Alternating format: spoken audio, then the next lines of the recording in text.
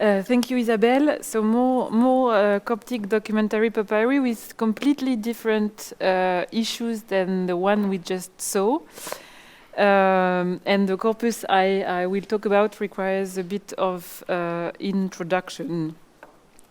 In the years 1880, several European collections acquired on the antiquity market papyri coming from the oasis of the Fayyum. There you go. So, situated about 80 kilometers southwest of Cairo. They were the result of what is called the first Fayyum find, which took place in the winter 1877-78, and yielded hundreds of papyri in different languages from different times, in Demotic, in Greek, in Coptic, in Arabic, in Hebrew, and even in Pahlavi. Among the principal collections who bought those papyri were the Egyptian Museum in Berlin, the collection of the Archduke Rainer in Vienna, now the Papyrussammlung, the Louvre Museum, and the British Museum, as well as, it seems, a few Russian and private collections. The German scientist Ludwig Stern, who was one of the first to deal with these documents and to edit some of the Coptic papyri from the Berlin collection, stated that, I quote, "All these Fayyumic papyri no doubt belonged to a big ensemble, so to speak, to the archive of the Greek Coptic Arabic city, which was located on the site of the antique Arsinoe, or Crocodilopolis, later Medinet el Faris, north of the modern Medinet el Fayyum," end quote. The texts, as far as Coptic is concerned, are of very various types: private and official letters, deeds, whether also private or semi-official, lists, accounts, magical texts, and they seem to constitute the material of a rebuke dump rather than a real constituted archive. As far as numbers go, Stern, for the Berlin collections, mentioned about 300 documents. In Vienna, it's probably double, if not more. A few hundreds in London as well. A few dozens in the Louvre. So in total, we deal at least with 1,000 documents just for Coptic. Fayyumic documents combine several difficulties. First of all, what is defined as a Fayyumic document in Coptic? This is both a document marked by linguistic specificity, that is written in a particular dialect of Coptic, and a document defined by its geographical origin, the Fayyum oasis. However, in the case of Coptic documents, these two realities are not completely in adequacy, and the dialectal area of Fayyumic exceeds the strict borders of the Arsinoite nome of the Fayyum to the neighboring city of Herakleopolis, and even sometimes to the north of Middle Egypt. Conversely, a document identified with certainty as coming from the Fayyum on the basis of internal or external criteria such as toponymy or museography does not necessarily present a consistent dialectal coloration or features, and can be written in the vernacular dialect of Egypt, Sahidic, with more or less strong Fayyumic influence. So, for the definition of the corpus, this is already a difficulty. The second point is the dating of the document. It seems that the Fayyumic dialect appeared very late in the documentary papyri, while the remains of literary manuscripts written in these dialects are among the oldest texts attested in Coptic, from the end of the 3rd, beginning of the 4th century. For the documents, they did not appear until after the Arab conquests in the middle of the 7th century, and the majority of the text is dated, and we cannot be more precise for most of them than that, from the 8th and 9th century. For the text on papyrus, I will restrict myself to the text on papyrus. So with the archive of papas that was just mentioned, and the correspondence of the governor of Egypt, Kura Ben Sharik, with the patriarch of Aphrodito, this documentation is one of the great multilingual documentary collections of the early Arab period, except that, to the difference of the two other dossiers I just mentioned, it is not yet possible to identify dossiers or archive or even groups of texts that would be coherent due to the fragmented and dispersed state of the documents in various collections. So already we have difficulties selecting a group of texts to analyze. To these remarks must be added the general problems raised by Coptic documentary palaeography, which is the lack of dated texts, securely dated text, which would allow to situate writings in time. And correlated to that, the large variety of writing at a given time, depending on the skills and proficiency of each writer. Another problem is, for us, the lack of specific and precise work tools. We still rely on an old album of palaeography by Victor Stegemann from 1936, which can be useful, but a lot of documents has been published since, of course, and the dating is sometimes very arbitrary and uncertain. Last but not least, we suffer from the scarcity of images in some publication, and especially in the old ones, and the difficulty of accessing those images for, in terms of costs and sometimes institutional difficulties. This last point is slowly changing over the last years with the policy of certain collections to put images of published documents online, and it's especially the case for the collection I will mostly base my analysis on, which is the collection of Vienna. So from what I just told you, the conclusion to that is that Coptic documentary palaeography is still a slippery ground, subject to empirical observations, as you might have seen, and we are far, as Anne said, from the digital age. Another reason to focus on the Fayyum is that there are some features that are geographically conditioned and regional tradition that can be spotted, and that work was brilliantly done by Sophie Kovarik in her dissertation about the late antique notaries from the 4th to the 8th century. Where she was able to pinpoint practices and individuals in the Greek documents, and one of the hopes is to be able to do the same for the Coptic documents.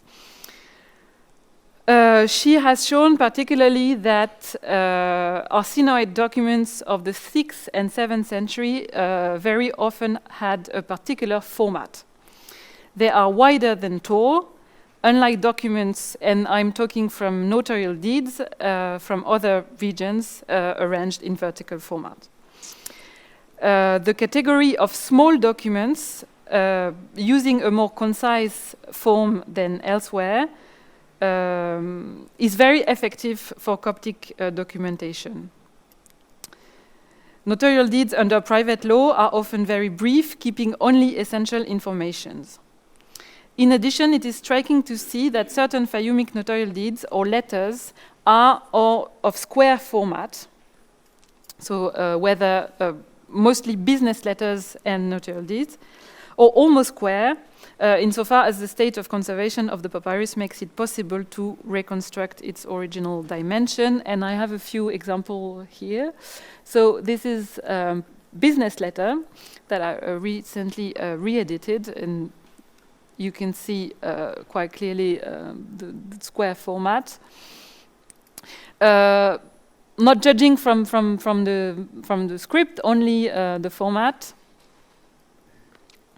Here, a letter that is most probably from the 9th century. Why? Because it has an Arabic document on the recto, and the Coptic was written on the verso. This is usually the order in which the papyri were used. And finally, same here, this time a document called Lebeke document, which was a particular type of contract of the lease of a worker in the Fayyum.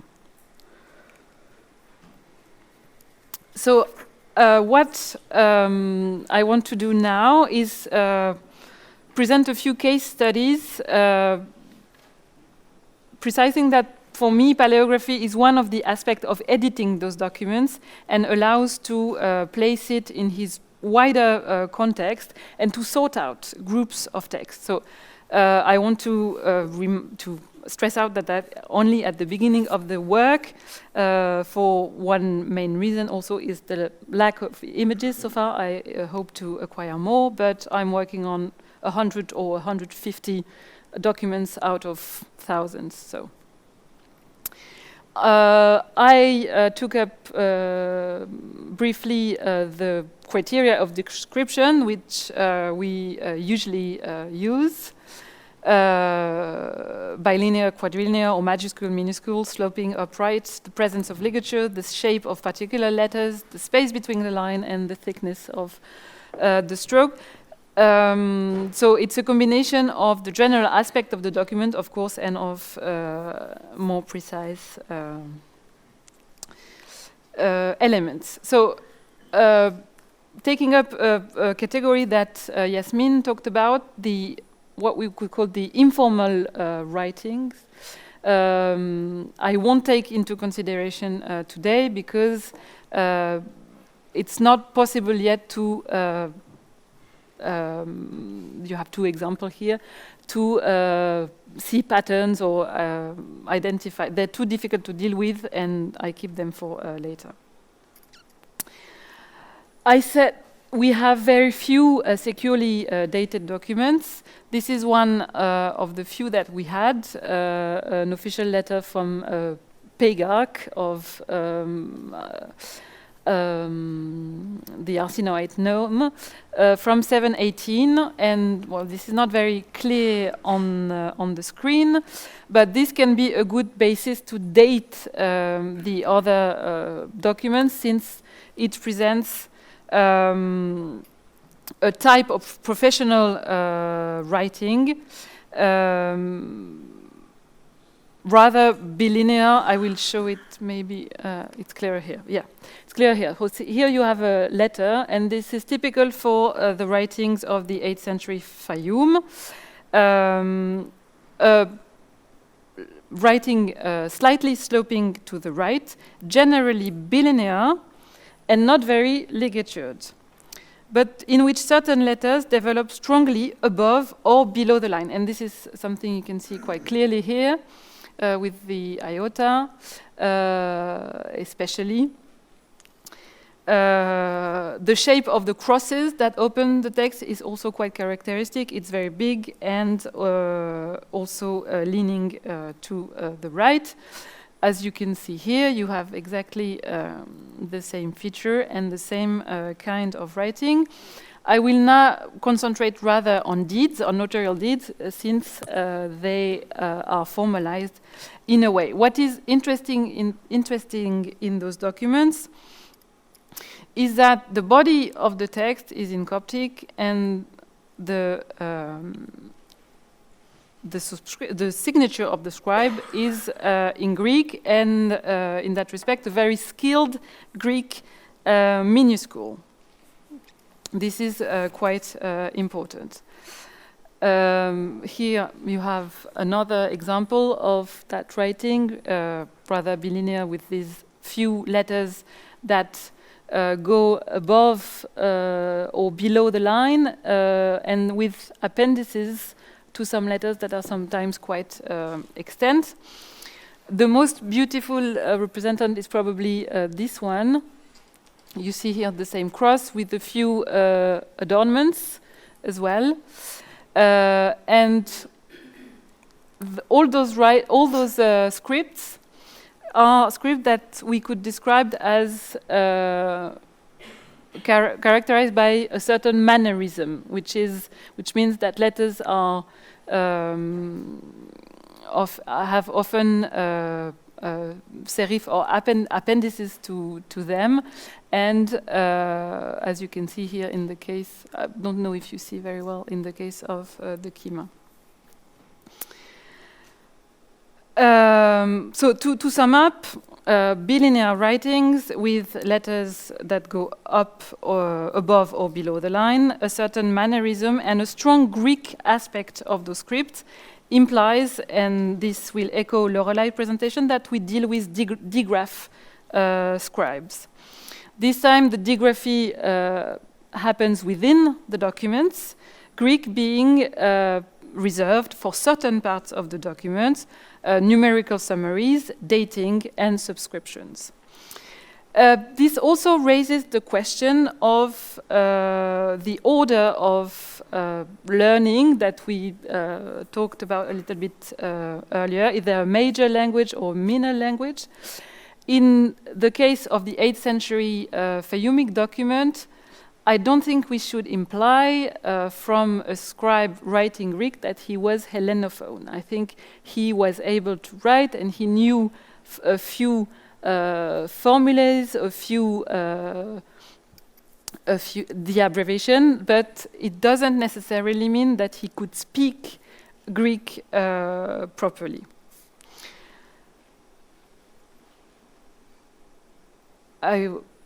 Then the scripts are subject to more or less ligatures and cursivity, but I'll pass that. Now I wondered if I would be able, in the small the corpus that I have, to identify individuals and scribes. There is a name that comes quite often as a scribe. It's Garel. We have to be very prudent because Garel is one of the most common names in Middle Egypt and in the Fayyum. But you'll see that those documents share quite a lot and could help identify, if not a particular scribe, at least a notarial office or a school of writing within those documents.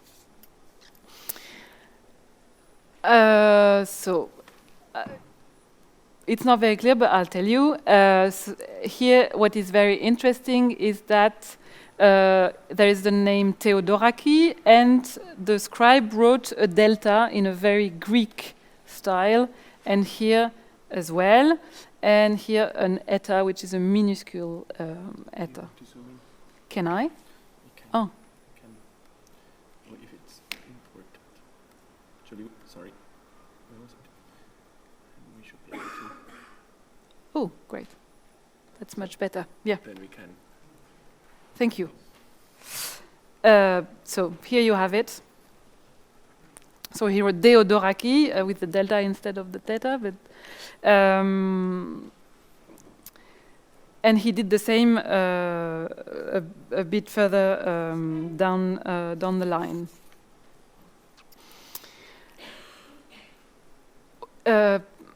Can I go to the next slide? Yes. And also keep in mind this key with the, this is a manifestation of the mannerism I was mentioning, those long appendices to letters. Here is another document signed by Garel. So the two scribes of these two documents are different because they don't have the same father, but their scripts resemble one another. And as you can see, if I can zoom in like this as well. He does exactly the same kind of key with that little appendix. And here in the writing of katabole, which is a Greek word, he also resumed his Greek style. Same here, as you can see, this key with the appendix. So, which means that this was a learned trend. They learned style of writing. Same here, where you have a Greek delta. And what I also look at is broader sequences of text. And here you have a Coptic word, and at amphibolia in an abbreviated form, which is without contestation, and which is one of the typical formulas of contracts. Yeah, thank you. Which can be found, and these are only two aspects that I wanted to show, but they are found in several documents written by those KL and by others. Here you have the Greek delta again, and the same abbreviated form for n at amphibolia. Here again, the same features. Which means that, like I was saying, sometimes these Greek features reappear in the middle of Coptic, which would lead me to make the hypothesis that the more natural language to write for them was Greek. And here is a last example. To finish, I would like to show a counter-example, and this is a letter that was recently published in a volume of Vienna Papyri in a beautiful book hand, and not at all in a documentary hand like the ones I just showed, which raises many questions about its dating. It is in the Fayyumic dialect, but the publisher did not give a date. However, like I said, the text is written in a book script, which in many respects resemble that of the Fayyumic literary manuscript of the 6th century. And this is particularly visible in the shape of two letters, the shai, whose lower stroke is bent and returns to the right, and the so-called reverse schema, whose upper appendix starts from the lower right and not from the upper left, and is therefore placed under or on the side of the letter and not above it. I show you an example of a literary manuscript in dialect Fayyumic. This is the Apocalypse, where you find the exact two same features, and that was dated by the editors from the 6th century. This text raises many questions, because if it is necessary to attribute to this text a high dating, certainly before the Arab conquest, it then comes on its own to question the idea according to which the Fayyumic dialect does not reach the status of written documentary language until after the conquest.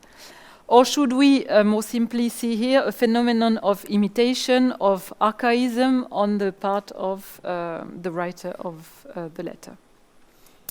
So what I hope to have shown is only the beginning of the work.